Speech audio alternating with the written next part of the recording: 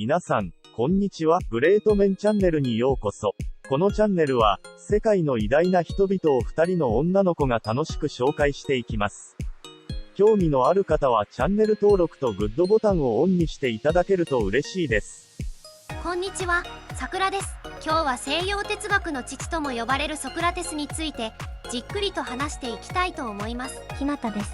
ソクラテスって、実は直接書物を残していないんだよね。彼のことは、弟子たちが書いた記録からしか知ることができないんだって。その通り、特にプラトンの著作のソクラテスの弁明が、私たちが知るソクラテスの主要な情報源なの。彼の対話法、つまり質問を通じて考えを深める方法は今でも有名よね。そうそう、ソクラテスの対話法は、相手に自分で考えさせることで真理に近づく手法なんだよね。本当にそうよ。ソクラテスは、知恵は自分が無知であることを知ることから始まるとも言ったわ。これは自己認識の重要性を示しているの。自分が無知であることを知るって、なんだか難しいけど、深い意味があるよね。確かにそうね。ソクラテスは、人々が自分の無知を認めることで、本当の知識を追求するようになると考えていたの。不知の自覚とは何か説明してくれる？もちろん、ソクラテスはある時、神殿から世界で最も賢い人間はソクラテスというデルフォイの信託を受けたの。でも、ソクラテス自身はこれに驚き、当惑したのよ。それはなぜ？ソクラテスは自分が何も知らないと思っていたから。そこで、彼は知者たちと問答を始め、自分より賢い人間を見つけようとしたの。それで、どうなったの？問答をしてみたら、知者たちは自分の専門分野には詳しいけれど、人間として一番大切なことを知らないことが分かったの。そこでソクラテスは、自分も何も知らないが、自分が知らないと自覚している。その点で自分が彼らより賢いと考えたの。なるほど。自分の不知を自覚することが、実は賢さなんだね。その通り、ソクラテスはこの方法で相手に不知の自覚を促し、真の知識を探求しようとしたわ。これが彼の問答法の革新で、後に三馬術とも呼ばれるようになったの。でも、そんな問答をすると煙たがられるんじゃない？そう、多くの人には不快に思われたわ。だって、知らないことを素直に知らないと認め、じゃあ何が本当なの？と問いかけるからね。ソクラテスはこのようなスタイルで多くの人から憎まれることになったのよ。ソクラテスはプラトンがもし存在しなければ、ただの中世ギリシャの皮肉屋だったかもしれないね。そうね。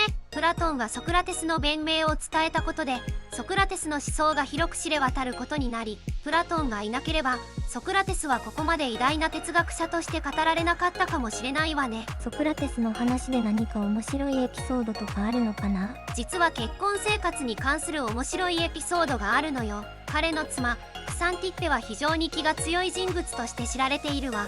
へえ、ソクラテスの奥さんも有名なの？そうなの。クサンティッペはソクラテスに対してしばしば激しい言葉を投げかけたと言われているの。でも、ソクラテスはそれを忍耐強く受け入れ、彼女との関係からも学びを得ていたのよ。なんだか、ソクラテスの哲学的な態度が家庭生活にも反映されているみたいだね。そうね。けどクサンティッペは悪妻かどうかは別として、家庭を守る妻のクサンティッペの立場としては、やはり夫が一定の職に就くのでもなければ、家族の生活を支えるだけの安定した収入をもたらしてくれるのでもない以上、非常に困った状態で極貧生活を強いられてたと考えられるのよね。彼女の夫であるソクラテスが、いかに哲学者や弁論家としては優れた人物であったとしても、彼が多くの女性にとって結婚しない方がいい、結婚してしまうと確実に苦労するタイプの稀に見る悪い夫でもあったのかもしれないね。そうね。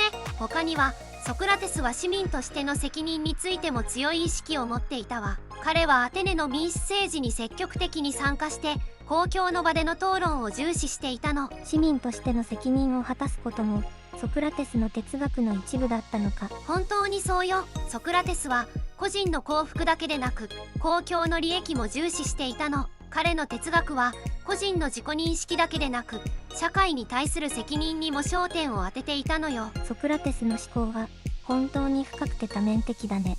そうね。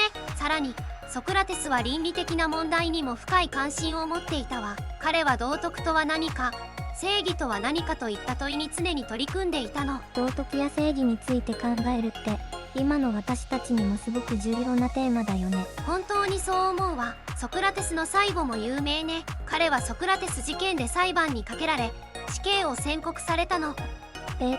ソクラテスが死刑になったの？それは衝撃的だね。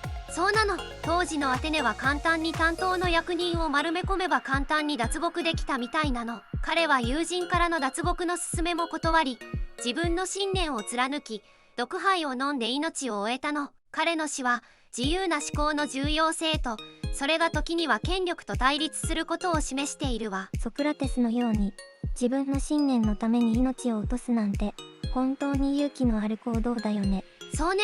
ソクラテスの哲学は本当に深くて、今でも多くの人に影響を与えているわ。そうだね。ソクラテスの思考は本当に深くて多面的だね。皆さんはソクラテスの思想や生涯についてどう思いますか？今日はこの辺りで、また次回新しい哲学者の話でお会いしましょう。バイバイ。本日は最後までご視聴していただきありがとうございました。また次の動画でお会いしましょう。